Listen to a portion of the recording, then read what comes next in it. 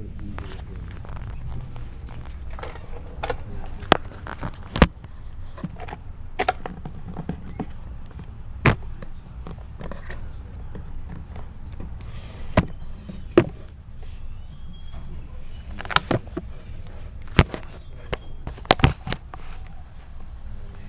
اللہ الرحمن الرحیم. عن قبیصة بن المخارق رضی اللہ عنہ قال سمعت رسول اللہ صلی اللہ علیہ وسلم يقول الإيافة والطيرة والطرق من الجبت رواه ابو داود بسند حسن. وقال الطرق هو الزجر أي زجر الطير وهو أن يتيمن أو يتشاءم بطيرانه فإن طار إلى جهة اليمين تيمن وإن طار إلى جهة اليسار تشاءم. قال أبو داود والعيافة الخط. قال الجوهري في الصحاح الجبت كلمة تقع على الصنم والكاهن والساحر ونحو ذلك. عن ابن عباس رضي الله عنهما قال سمعت رسول الله صلى الله عليه وسلم يقول من اقتبس علما من النجوم اقتبس شعبة من السحر زاد ما زاد.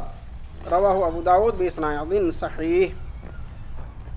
عن معاوية بن حكم رضي الله عنه قال قلت يا رسول الله إني حديث العهد بجاهلية وقد جاء الله تعالى بالإسلام وإن منا رجالا يأتون الكهان قال فلا تأتيهم. قلت ومنا رجال يتطيرون قال ذلك شيء يجدونه في صدورهم فلا يصدهم. قلت ومنا رجال يخطون قال كان نبي من الأنبياء يخط فمن وافق خطه فذاك. رواه مسلم. وعن أبي مسعود البدري رضي الله عنه قال أن رسول الله صلى الله عليه وسلم نهى عن سمع الكلب ومهر البغاء وحلوان الكاهن متفق عليه. وانتهى اليوم باب الحداد. انتهى. ترجمہ و تشریح. حضرت قبیصہ بن مخارق رضی اللہ عنہ بیان کرتے ہیں کہ میں نے رسول اللہ صلی اللہ علیہ وسلم کو فرماتے سنا ایافہ تیرہ طرق یہ سب جبت میں سے ہے.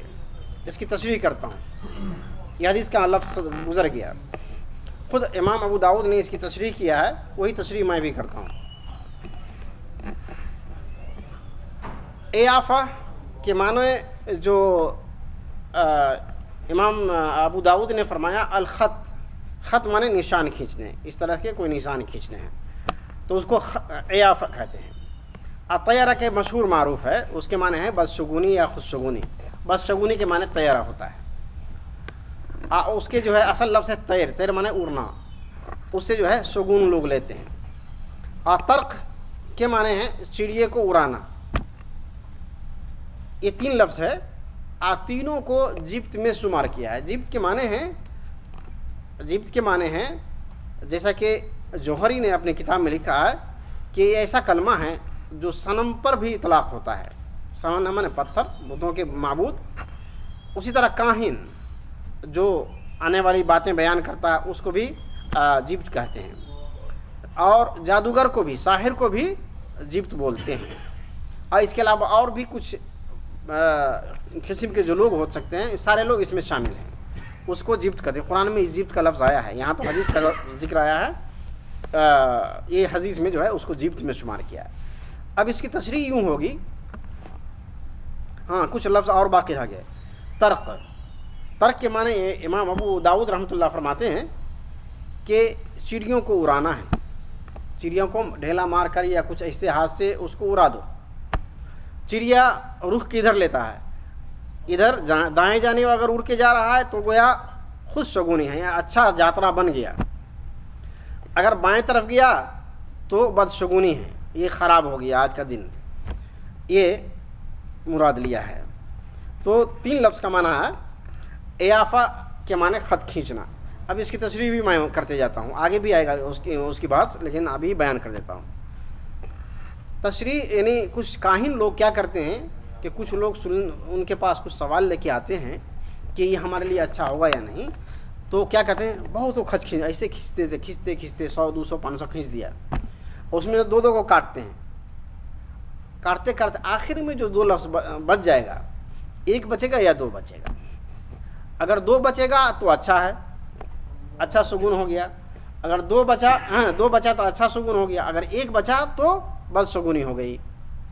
ایسا کو خط بولتے ہیں. اس کے لیے جو لفظ آیا حدیث میں اعافہ کا لفظ آیا ہے.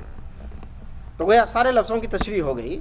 مفہوم یہ ہوا کہ سارے کے سارے گناہ کی چیز ہے. جبت کا لفظ رسول اللہ صلی اللہ علیہ وسلم فرمایا کہ یہ گناہگاروں کے طریقے ہیں.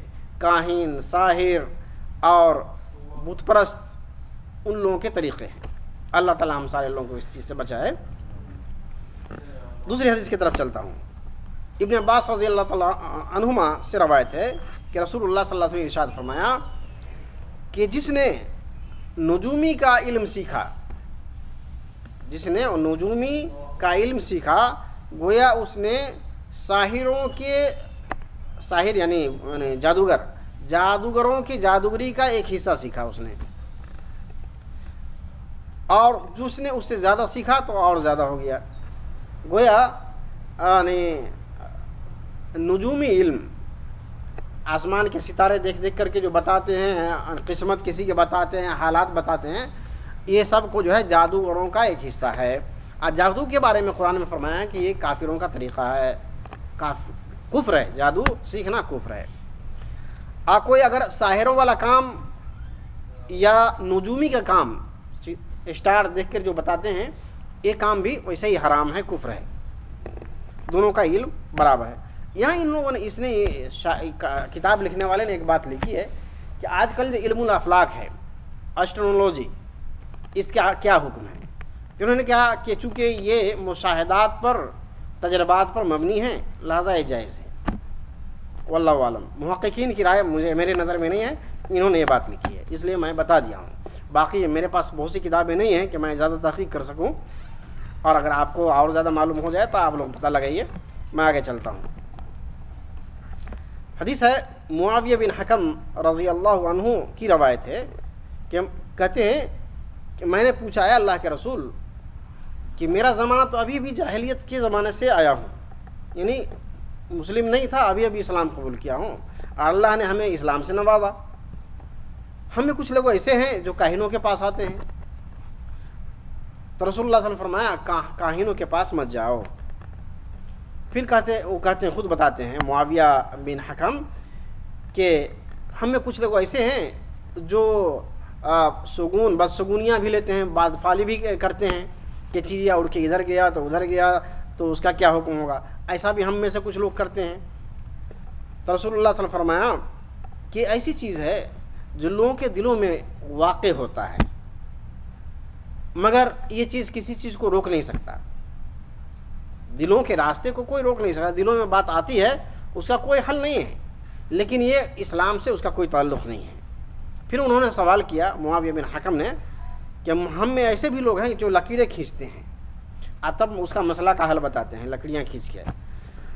تو رسول اللہ صلی اللہ علیہ وسلم فرمایا کہ نبیوں میں سے ایک نبی کا ایسا دور گزرا ہے جو لوگوں کے اس کی تقدیر اس طرح کر کے لکڑیاں کھینچ کر کے بتاتے تھے. انہوں نے تشریح میں لکھا ہے کہ شاید دانیال رضی اللہ علیہ السلام ہوں.